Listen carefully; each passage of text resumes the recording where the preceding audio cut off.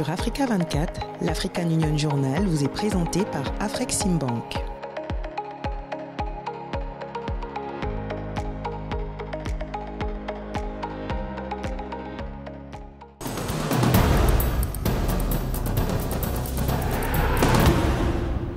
Bienvenue dans l'African Union Journal, votre rendez-vous hebdomadaire avec l'actualité au sein de l'Union africaine. Cette édition revient sur la conférence internationale de Tokyo sur le développement de l'Afrique qui a renforcé le partenariat Asie-Afrique autour de l'innovation pour un développement durable. Nous mettrons aussi en lumière le rôle des femmes dans les technologies inclusives essentielles pour combler la fracture numérique sur le continent.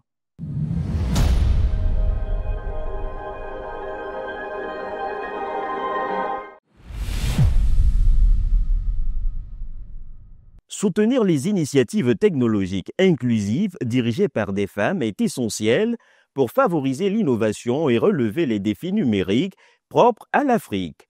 Plus que jamais, il est crucial d'accompagner des femmes dans le secteur technologique afin de réduire les inégalités de genre et de promouvoir un développement numérique plus équitable. Plus de détails avec Philomène Tiné. La transformation numérique représente une opportunité d'inclusion, mais l'Afrique souffre d'un fossé numérique important, touchant particulièrement les femmes. Une étude de l'Union africaine basée sur 52 pays et plus de 4000 participants confirme cette exclusion, bien que les femmes représentent environ 70% de la main-d'œuvre informelle en Afrique subsaharienne, d'après la CEA. Il est donc crucial de soutenir les initiatives technologiques inclusives portées par les femmes pour combler ce fossé. Je constate que les femmes évoluent très rapidement dans le secteur des technologies. Il y a une prise de conscience croissante. La technologie représente probablement l'une des clés pour résoudre les grands défis auxquels l'Afrique est confrontée. Qu'il s'agisse de surmonter les obstacles liés à la distribution, d'améliorer l'accès aux soins de santé ou d'optimiser les résultats en matière de santé, la technologie joue un rôle central. En les impliquant davantage dans la création de solutions technologiques, l'Afrique pourra maximiser son potentiel humain et accélérer sa transition numérique. Pourtant, une grande majorité, 60%, n'a jamais bénéficié de formation en compétences numériques. Malgré cet écart, de nombreuses initiatives portées par des femmes émergent avec succès. La technologie n'est plus un luxe ou un domaine réservé à quelqu'un. Elle est devenue omniprésente, essentielle, incontournable. C'est elle qui façonne notre avenir. Si l'on ne comprend pas au moins les bases de la technologie, il deviendra de plus en plus difficile de trouver sa place dans ce futur qui se construit dès maintenant. Il est essentiel que les décideurs africains collaborent pour favoriser l'innovation féminine. Cela passe par un meilleur accès au financement, des formations spécifiques aux technologies émergentes et la création d'espaces de mentorat et de collaboration. Les incubateurs dédiés à l'innovation féminine seraient cruciaux pour cette transformation.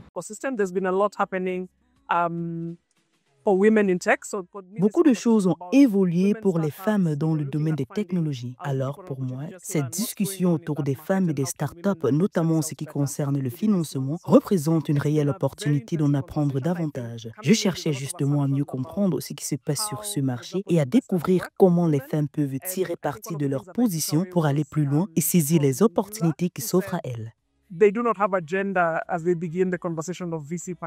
manque d'accès à la technologie, à l'éducation numérique et aux opportunités empêche l'inclusion de millions de femmes dans les futures économies. Cependant, si les conditions sont favorables, les technologies numériques peuvent aider à atteindre les objectifs de développement durable d'ici 2030 en stimulant la croissance économique, en améliorant la gouvernance et en produisant de meilleurs résultats en matière d'éducation et de santé.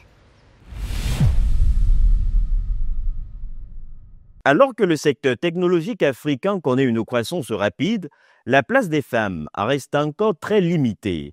Elles peinent à accéder au financement et aux formations nécessaires pour s'imposer dans un domaine encore largement dominé par les hommes. Le rapport Breaking Barriers, publié en mars 2024, révèle que les startups dirigées par des femmes n'ont levé que 209,3 millions de dollars au total des fonds investis sur le continent. Paul Minka nous en dit plus. Malgré une croissance soutenue du secteur technologique en Afrique, les femmes restent largement sous-représentées tant en matière de financement que d'accès aux compétences numériques. Selon le rapport Breaking Barriers publié le 8 mars 2024, les startups dirigées par des femmes n'ont levé que 209,3 millions de dollars en 2023, soit seulement 1,54% du total des fonds investis sur le continent. Je pense que l'un des enjeux majeurs pour les femmes dans l'innovation et la technologie, c'est qu'elles ont longtemps été très peu nombreuses dans ces domaines. Mais voir l'engagement des participants à la conférence et à la table ronde a été extrêmement encourageant. Sur une période plus récente, entre le 1er janvier 2022 et le 30 avril 2023, les startups féminines ont levé 119,05 millions de dollars, soit seulement 2,9% des financements pour les startups africaines durant cette période. Cette légère progression reste toutefois très insuffisante. Mon plus grand souhait pour les femmes en technologie, c'est qu'on apprenne à vraiment les apprécier. Je crois que nous devons être les premières à défendre un engagement plus fort et à construire des bases solides entre femmes fondatrices dans cet univers, que ce soit en tant qu'innovatrices ou professionnelles de la technologie.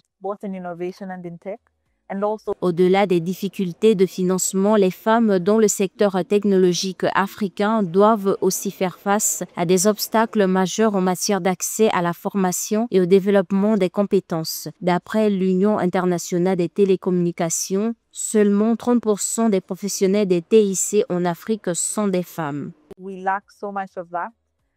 Je pense que c'est quelque chose qui nous manque beaucoup, surtout à cause des nombreux défis liés à l'accès à l'information et à la reconnaissance de nos droits à participer pleinement dans cet espace. Enfin, je crois que la collaboration met en lumière l'importance des droits et de l'égalité, particulièrement pour les femmes. Pour remédier à ces inégalités, il est crucial de développer des programmes de formation ciblés, d'encourager le mentorat féminin et d'adopter des politiques inclusives avec des bourses dédiées. Par ailleurs, sensibiliser les jeunes filles dès l'école aux métiers des sciences, technologies, ingénierie et mathématiques et améliorer l'accès aux outils numériques sont des mesures essentielles pour réduire cet écart.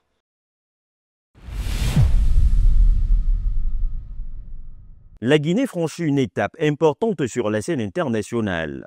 Selon le rapport annuel 2024 du GIABA, la Guinée-Conakry a été retirée de la liste noire du groupe d'action financière, confirmant ses avancées dans la lutte contre le blanchiment de capitaux et le financement du terrorisme. Cette évolution traduit selon des experts la reconnaissance des efforts consentis par les autorités guinéennes pour se conformer aux standards internationaux. Un reportage signé Marie-Raphaël Antolo. Selon le rapport annuel 2024 du groupe intergouvernemental d'action contre le blanchiment d'argent en Afrique de l'Ouest, la Guinée-Conakry a été retirée de la liste noire du groupe d'action financière, confirmant ainsi l'engagement du pays dans la lutte contre le blanchiment de capitaux et le financement du terrorisme d'après le dit rapport. Selon les évaluations régionales, la Guinée a fait l'objet d'un dernier rapport d'évaluation mutuelle en 2023 où elle est jugée conforme pour 12 des 40 recommandations du GAFI et largement conforme pour 14 autres. Surmonter ces défis, ce serait de nous assurer que nous puissions avoir des poursuites, des condamnations pour blanchiment de capitaux, mais aussi la confiscation des produits de la criminalité. Sur le plan politique, cette reconnaissance implicite du GAFI offre un souffle diplomatique aux autorités guinéennes, souvent critiquées sur d'autres volets de gouvernance. Elle vient équilibrer l'image du pays en montrant que des progrès tangibles sont réalisables dans des domaines techniques où la conformité internationale est incontournable selon les observateurs. Ne pas apparaître sur les listes restrictives du GAFI revient à éviter un isolement financier qui aurait pu fragiliser la coopération avec les bailleurs de fonds, les partenaires commerciaux et les institutions bancaires. Nous avons voulu que les acteurs du secteur privé s'approprient les recommandations du GAFI. Ces 40 recommandations font foi de la volonté que chaque État veut transposer en son sein pour que l'économie prospère. Pour les acteurs économiques, cette clarification représente un signal positif. Être hors des listes du GAFI facilite les transactions bancaires internationales, attire les investisseurs et renforce la crédibilité du pays sur le plan financier, expliquent des observateurs. Rappelons que ce retrait de la liste noire a été annoncé lors de la session annuelle d'information des ambassadeurs des États membres et des partenaires techniques et financiers du GIABA tenu à Dakar, au Sénégal, fin août 2025, bien qu'aucune publication officielle n'ait encore été faite à ce sujet. Dire que le défi essentiel, c'est une volonté politique qui est assez faible quand il s'agit de la mise en œuvre de la législation ou des lois votées pour lutter contre les fléaux que sont le blanchiment de capitaux et le financement du terrorisme. Soulignant qu'entre 2023 et 2024, la Guinée a intensifié ses efforts pour lutter contre le blanchiment d'argent et le financement du terrorisme en réponse aux recommandations du groupe intergouvernemental d'action contre le blanchiment d'argent en Afrique de l'Ouest, en renforçant son cadre judiciaire, en instituant la GRIFS, une juridiction spécialisée dans la répression des infractions économiques, et en mettant en place la cellule nationale de traitement des informations financières pour analyser et transmettre les informations financières suspectes aux autorités compétentes.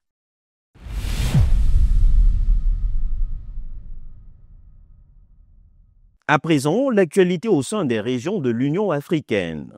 Signature d'un accord entre l'UA et Accra pour transformer l'agriculture africaine. CEDEAO, le Libéria et la Sierra Leone abolissent les frais d'itinérance.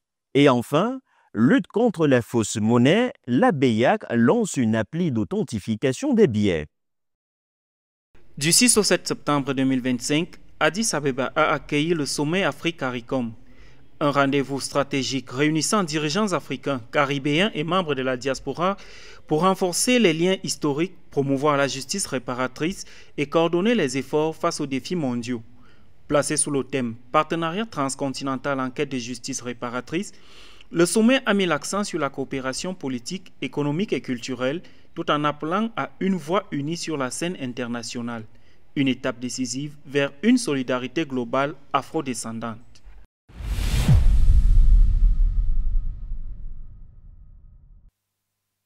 Du 25 au 27 août 2025, l'Union africaine a réuni à Gaborone, au Botswana, des dirigeants, experts et partenaires internationaux pour une consultation continentale consacrée à la lutte contre les drogues synthétiques. À l'issue des échanges, les participants ont adopté le cadre stratégique de Gaborone, un plan d'action jugé urgent face à une menace qualifiée de pandémie par le président botswanais Duma Boko. Ce nouveau cadre vise à renforcer les réponses africaines contre la production et le trafic illicite tout en s'attaquant au crime organisé transnational. Il repose sur une coopération accrue, une législation renforcée et une approche intégrée de santé publique. Soutenue par des partenaires comme les États-Unis, il s'inscrit pleinement dans l'agenda 2063 de l'Union africaine, ouvrant une nouvelle ère de coordination continentale pour un avenir plus sûr et résilient.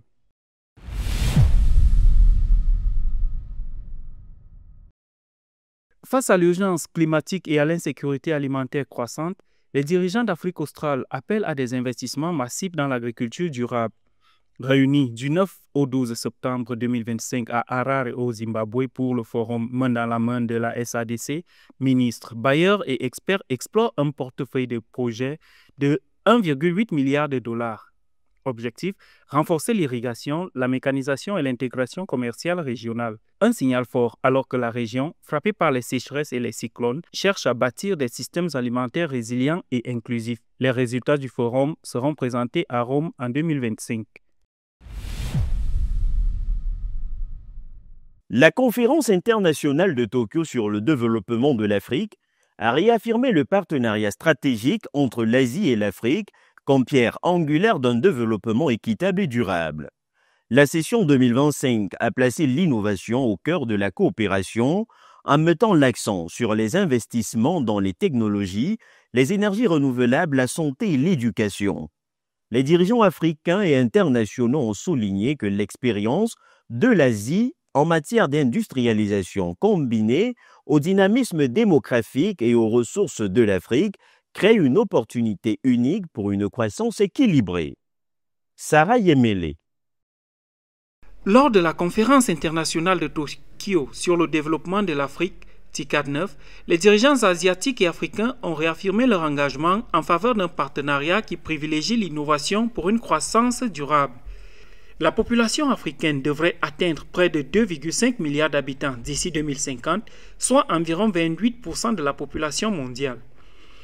Cette croissance démographique rapide rend l'innovation et la technologie indispensables, en particulier dans des secteurs tels que les énergies renouvelables, la santé, les infrastructures et l'accès au numérique.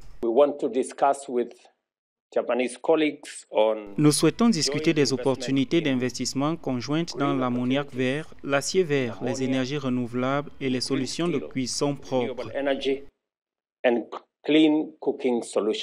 Soulignant l'importance mondiale du partenariat Asie-Afrique, le secrétaire général des Nations Unies, Antonio Guterres, a insisté sur le fait que le développement ne peut être atteint isolément. Il a salué la TICAD pour avoir fourni un cadre où solidarité et innovation vont de pair afin de relever les défis urgents du changement climatique à la réduction de la pauvreté. L'expertise technologique du Japon pourrait contribuer à combler la fracture numérique, permettant ainsi aux pays africains de rattraper leur retard en matière d'infrastructures publiques numériques adéquates plutôt que d'être laissés pour compte. Il s'agirait notamment de garantir que tous les pays puissent exploiter l'incroyable potentiel de l'intelligence artificielle pour alimenter les programmes accessibles à tous, comme le prévoit le Pacte pour l'avenir. Le président de la Commission de l'Union africaine, Mahmoud Ali Youssouf, a également souligné que le partenariat entre l'Afrique et l'Asie repose sur le respect mutuel et une stratégie à long terme et non sur la dépendance. Il a exhorté l'Afrique et l'Asie à tirer parti de leurs avantages comparatifs pour tracer la voie à un avenir de progrès partagé. J'exhorte toutes les parties prenantes, gouvernements, partenaires de développement, secteur privé et société civile, à renouveler leur engagement en faveur d'une collaboration axée sur l'innovation. Ensemble, nous pouvons co-créer des solutions transformatrices, durables et inclusives qui garantissent que personne ne soit laissé pour compte. Axé sur l'innovation et la croissance mutuelle, le partenariat Afrique-Asie ouvre la voie à un avenir où les deux continents pourront se développer non pas en compétition, mais en solidarité.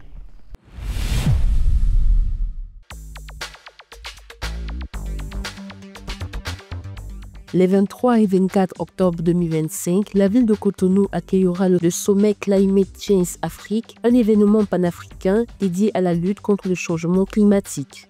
Cette édition mettra l'accent sur le rôle clé des énergies renouvelables autour de 3 priorités: adaptation urbaine, atténuation des émissions et protection de la biodiversité. Organisée par l'association Climate Change et la municipalité de Cotonou, le sommet réunira acteurs locaux, décideurs, ONG et entreprises à travers plénières, ateliers et échanges de solutions concrètes.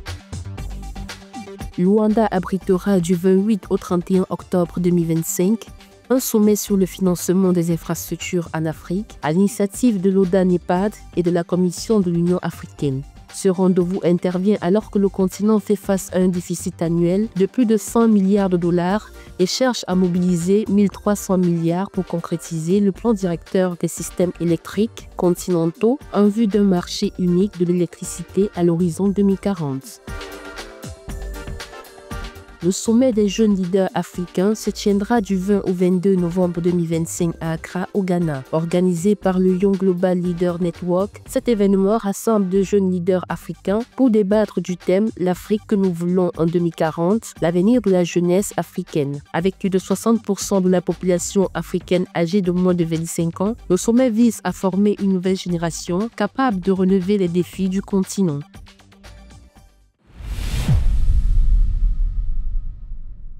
La 7e session extraordinaire de la conférence des chefs d'État et de gouvernement de la communauté économique des États de l'Afrique centrale a eu lieu à Malabo, la capitale de la Guinée équatoriale, sous la présidence de Teodoro Obiangema Basogo.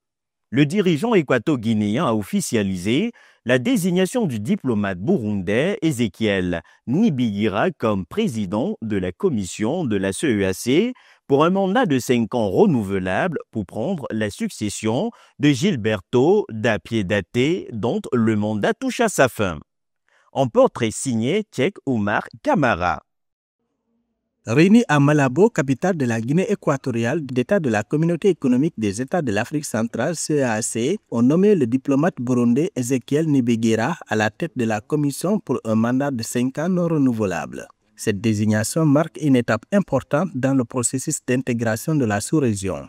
Ezekiel Nibigira devra renforcer la gouvernance de l'organisation et à relancer ses mécanismes politiques et diplomatiques dans un contexte marqué par des tensions régionales et des défis sécuritaires persistants. Ezekiel Nibigira, reconnu pour son expérience diplomatique et son engagement, a exprimé sa gratitude et son dévouement dans sa première déclaration. En ce qui me concerne, Leurs Excellences, je voudrais réitérer mon engagement de continuer à œuvrer pour la bonne marche pour le développement de notre communauté. Dans un contexte de défis économiques et sécuritaires croissants dans la sous-région, les attentes envers Ezekiel Nibigira sont élevées. Le nouveau président de la commission de la CEEAC a insisté sur l'importance du travail d'équipe et de la continuité pour atteindre les objectifs de l'organisation.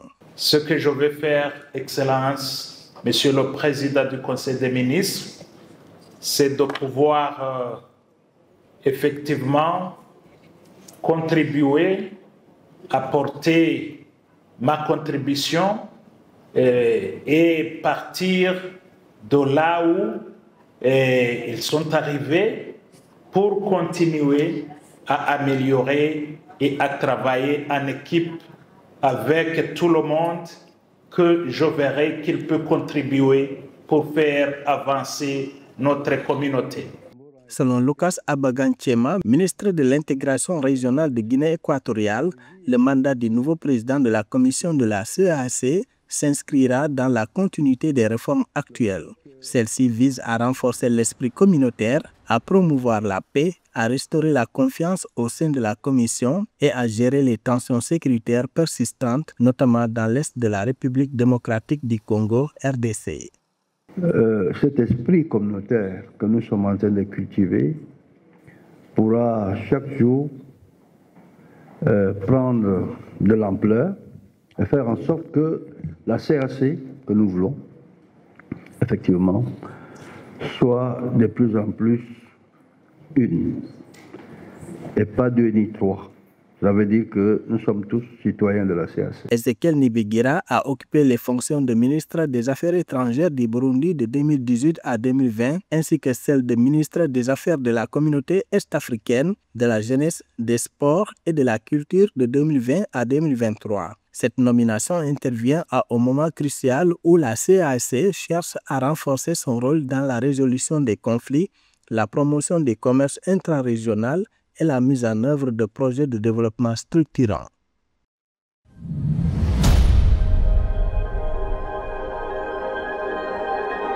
Merci d'avoir suivi cette édition de l'African Union Journal.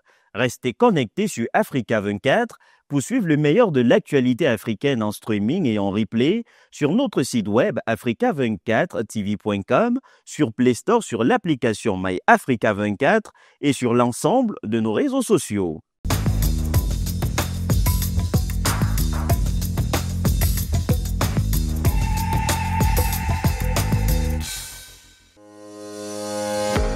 Sur Africa 24, l'African Union Journal vous est présenté par Afreximbank.